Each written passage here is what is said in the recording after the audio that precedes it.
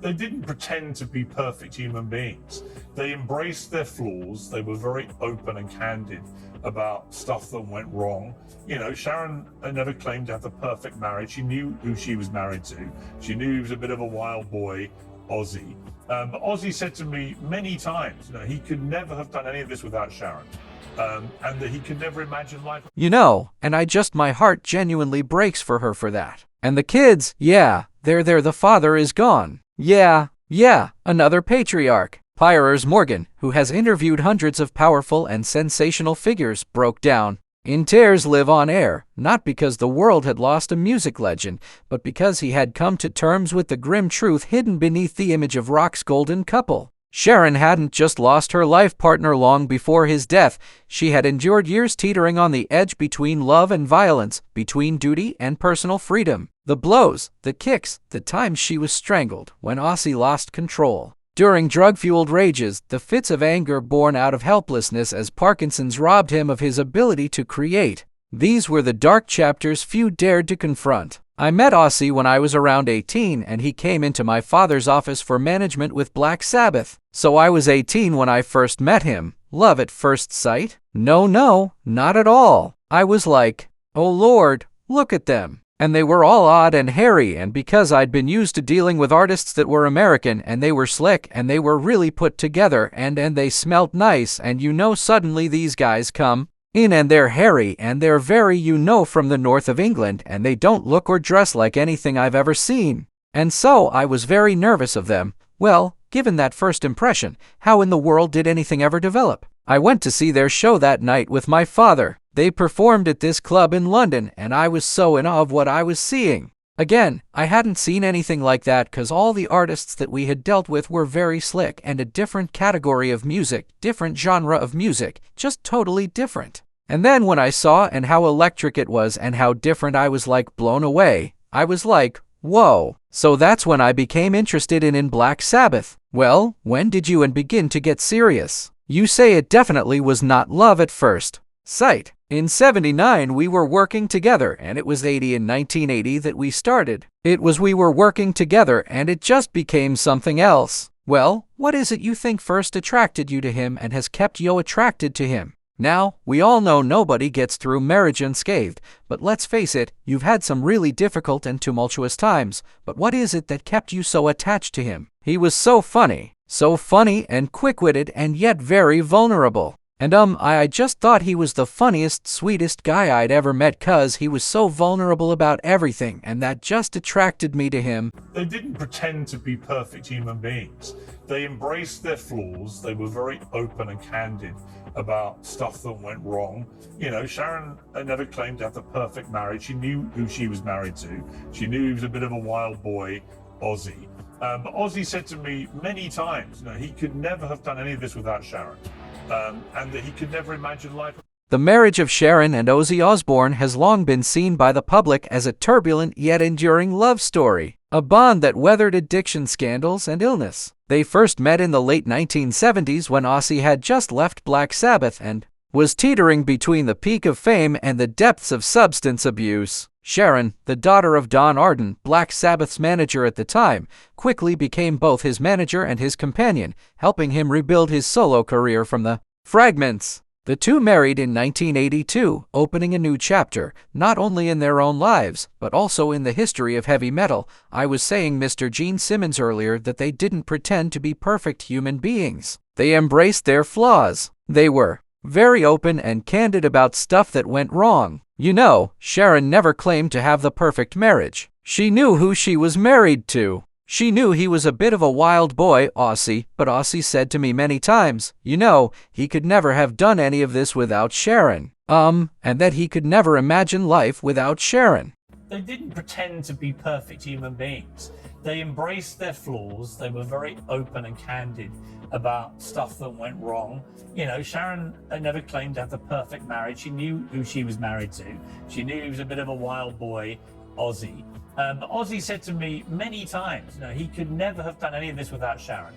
And that he could never imagine life. But behind the stage lights and the sold-out tours, that marriage was steeped in darkness. During the period when Aussie was deeply consumed by alcohol and drugs, he frequently lost control. The drunken rages not only destroyed his health, but also turned their home into a dangerous place for the very woman who had stood by his side. There were times when Sharon was hit, kicked to the floor, or worse, strangled during a violent outburst fueled by substances. The most serious incident happened in 1989 when Aussie drunk and high attacked Sharon to the point where she had to call the police. Her decision to stay baffled many, but for her, it was a mix of love, responsibility, and a fragile hope that Aussie could change. She was not only his wife, but also his manager, the only person capable of steering his chaos and protecting the musical legacy they had built together. Sharon was the driving force behind multi-million-dollar deals, massive concert contracts, and best-selling albums, fully aware that each success came with the risk of Aussie slipping back into the destructive cycle of addiction. I love her more. They didn't pretend to be perfect human beings. They embraced their flaws. They were very open and candid about stuff that went wrong. You know, Sharon never claimed to have the perfect marriage. She knew who she was married to. She knew he was a bit of a wild boy, Ozzy. But Ozzy said to me many times, you know, he could never have done any of this without Sharon. And that he could never imagine life. I love my husband so much more than when we first met.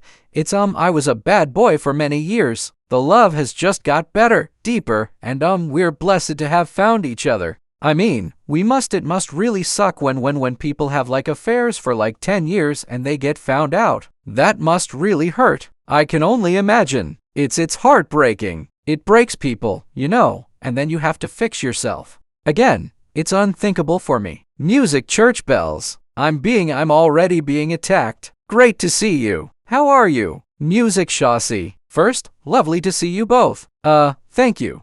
Second, I'll be worried about you. So, let's start with how you are. I want to put one thing straight. It's been put in the papers that they discovered I had Parkinson's when I had the fall. Well, I've known about the Parkinson's since 2003. I've had it all my life. And the Parkinson's I have, it's not like the Michael J. Fox one. What did you call that? It's called Parkin 2. It's a gene that Aussie was born with. And of course, Aussie couldn't get anything normal. It's very rare. And its path isn't like normal Parkinson's that we all know. When the flu explain it, so you okay, when Aussie had his will you stop picking the nail polish off those bloody nails? Get shut up. She's going to nag you today. Doesn't mind anything else. I know. Shh. Well, you stopped playing with my money when you stop it, but he'd had this condition since he was born. Born with it, but dormant. It just wasn't. Exactly. And then when you had this new fall, you were just going to the loot, right? But when I fell on the floor, I remember thinking, you've done it now. So I said to Sharon, can you find an ambulance? Think I've broken my neck again. She was out that bed like a flash running, screaming around the house. Their lives entered a new threshold when Aussie was diagnosed with Parkinson's disease. For an artist, it's not just a degenerative neurological condition. It's a suspended sentence hanging over their career and personal identity. Parkinson's robs the body of muscle control, causing tremors, stiffness, loss of balance, and memory decline. For Aussie, whose life depended on stage power and songwriting ability, this was a devastating blow. In the first months after the diagnosis, he tried to maintain his old pace of life, experimenting with different medications and physical therapy. But within less than a year, the signs of decline became unmistakable. His hands trembled so much he could no longer write lyrics. His legs grew so weak that he needed to cling to walls just to take a few steps. The more powerless he felt in his own body, the more irritable he became. Emotional outbursts happened frequently, especially when he realized he could no longer sing an entire song or hold a guitar as he once did. However, according to Aussie's children, this wasn't solely the result of Parkinson's. It was also worsened by the horrific accident he had suffered years earlier. Going back to that ATV crash at your estate in England, take me through what you remember from that day. Okay, I was in Los Angeles and I was working there and I get the phone call that Aussie is in an ambulance on the way to the hospital. What I remember, we were filming a show for the Osbourne's reality thing. I went onto my line on my quad bike. I'd gone down an embankment, which I've done every day, and bike went up in the air, landed on me. They didn't pretend to be perfect human beings. They embraced their flaws. They were very open and candid about stuff that went wrong. You know, Sharon never claimed to have the perfect marriage. She knew who she was married to. She knew he was a bit of a wild boy, Ozzy. Ozzy said to me many times, you know, he could never have done any of this without Sharon, and that he could never imagine life. The next minute, I know I was in hospital. But what happened was 'cause to the crew that were filming the Osbourne got some of it. He bounced up. The security guard went to him and got him up and put him on the back of the bike of another bike that the security guard was on and drove him round to the front of the house. The emergency services had sent a helicopter for Aussie 'cause we live in the countryside and you know we've got like a small forest in our land, and they were sending a helicopter, but the security guards put him in the car and drove him to the hospital, and there was a helicopter on the way, and they told us that the worst thing you can ever do is move somebody after an accident like that, but Aussie doesn't remember any of it 'cause he was in shock and they weren't sure of his injuries. And then the doctor called me and then said about his arm, the main artery to his arm had been severed and there was no blood flow, no oxygen in his arm, and they're trying to save his arm. And then as soon as I heard that I was just gone, you know, I am just like I just can't. And I got on a plane literally 2 hours later, flew to London. Everybody in England was just, you know, so devastated. The police met me at the airport. They got me to the hospital within, 30 minutes, and, everybody was rallying around Aussie, and they'd put Aussie in an induced coma for 8 days so that he would be out of pain. And when the first time I saw Aussie, he was in a ward full of people that were in comas and tubes and bottles coming out of everywhere, and one side of him there was a bottle of blood where he was dripping, the other side it's full of pee, and I'm just like, this Isaiah, a nightmare. I'm going to wake up in a minute. At this point, Sharon was no longer just a wife. She had become, in many ways, a full-time nurse. She kept track of every dose of medication by the hour, oversaw therapy sessions, and rearranged the entire schedule to stay by his side. But the hardest part wasn't the tasks themselves. It was facing an Aussie who was increasingly prone to anger. The illness didn't just strip away his physical agility. It also deeply affected his nervous system and emotions, turning moments of vulnerability into explosive outbursts that were difficult to control. There were days when the smallest detail, a slightly off note in a song or a crackling microphone,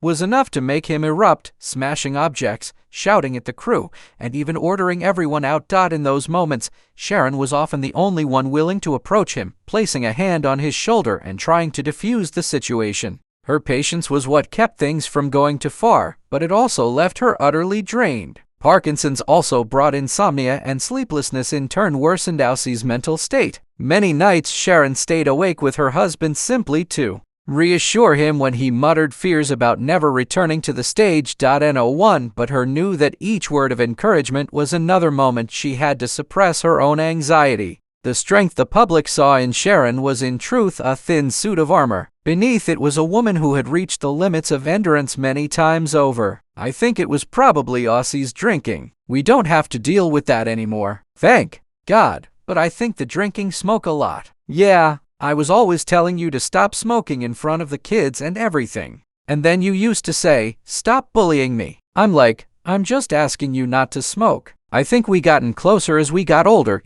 Yeah, of course we have. I mean, it's definitely better than as far as I'm concerned. It's better now than it has ever been. And marriage is meant to be for the rest of your life to us. But so when people say, oh, our work took us away from each other. Well, it's not going to do that in the next 40 years, is it?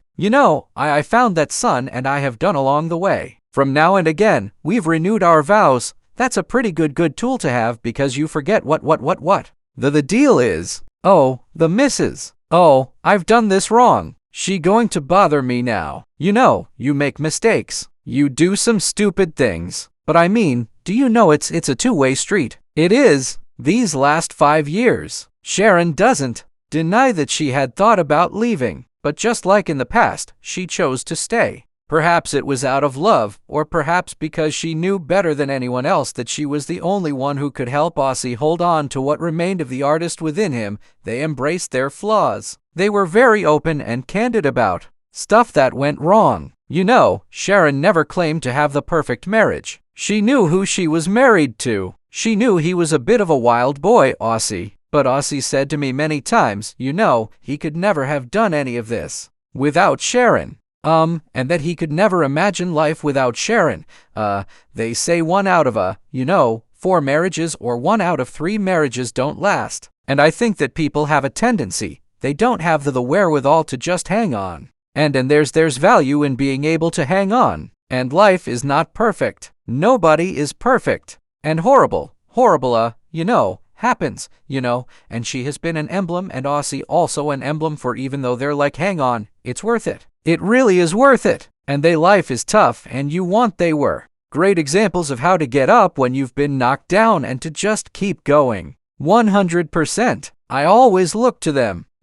I've been married for 46 years and didn't go through a fraction of what they have gone through, and I just looked to them and thought, oh my God, this is amazing. They are Sharon I knew best out of anybody in the family. I find her to be like a superhero. She really is like a superhero for life. They were the first time that I was aware of seeing authenticity. They weren't.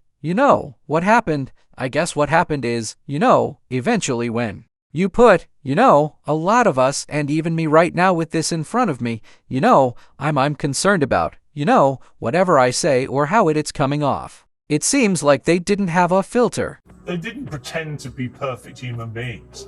They embraced their flaws. They were very open and candid about stuff that went wrong. Sharon never claimed to have the perfect marriage. She knew who she was married to. She knew he was a bit of a wild boy, Aussie. But Aussie said to me many times, he could never have done any of this without Sharon.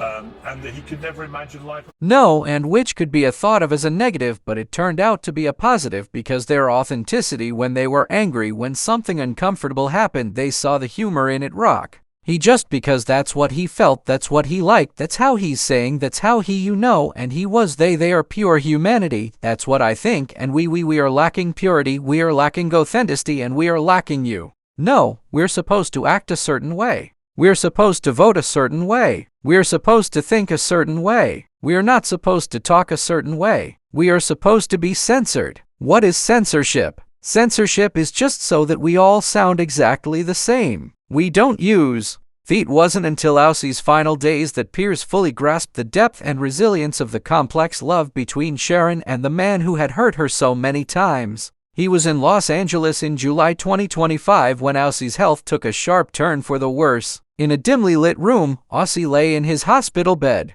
the hands that had held a microphone tens of thousands of times, now trembling as fragile as paper. Sharon sat beside him, her eyes never leaving his face, gently adjusting his blanket while keeping his hand in hers. Not a single word of reproach passed her lips. Piers stood quietly in the corner, watching as she leaned forward and pressed her forehead against his as if passing him the last bit of warmth before he drifted into sleep. The image was in stark contrast to the stories Piers had heard of punches and kicks, of times she had been strangled, of violent outbursts that only she had the strength to calm. He understood then that Sharon had had hundreds of reasons to leave this man, but in the end she chose to stay, not because she had forgotten the past, but because she accepted it as an inseparable part of who Aussie was. In a private conversation a few days after Aussie's death, Sharon told Piers things she had never shared publicly. She spoke of nights spent sleeping on the sofa to avoid his rages, of sending the children to friends' houses for safety, of standing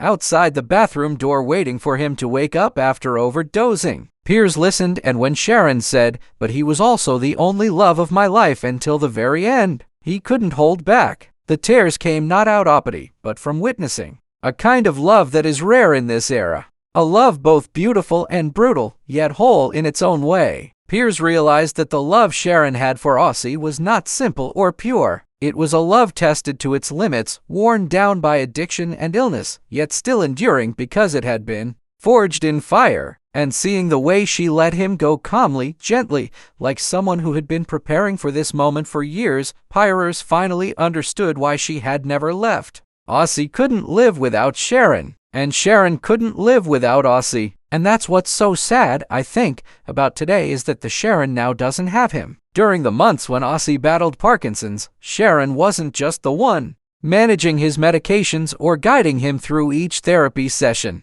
She was the one intercepting every outburst, shielding their children, and keeping the home, despite all its turbulence, a safe place for him to return to. In every moment, Aussie lost control. She was the only one who dared to stand her ground, look him straight in the eye, and pull him back to reality. When doctors told them that treatments were no longer effective, Sharon made sure Aussie didn't hear the news from a stranger. She told him herself, gently but clearly, that it was time to stop, to let him go in peace. And Aussie, a man who had fought against every limit in life, nodded without argument for the first time. In his final moments, there were no audiences, no music. Only Sharon, leaning down to press her lips to his forehead, holding his hand until his fingers went slack. Pier stood there witnessing it all from beginning to end and finally understood the answer to the question, why did she never leave? It wasn't because she had forgotten everything that happened. It was because she had chosen to see the whole of him, both light and darkness, and to love him completely as he was. In a world where love is so easily broken by mistakes, Sharon chose the hardest path to stay, to face it all, and to forgive.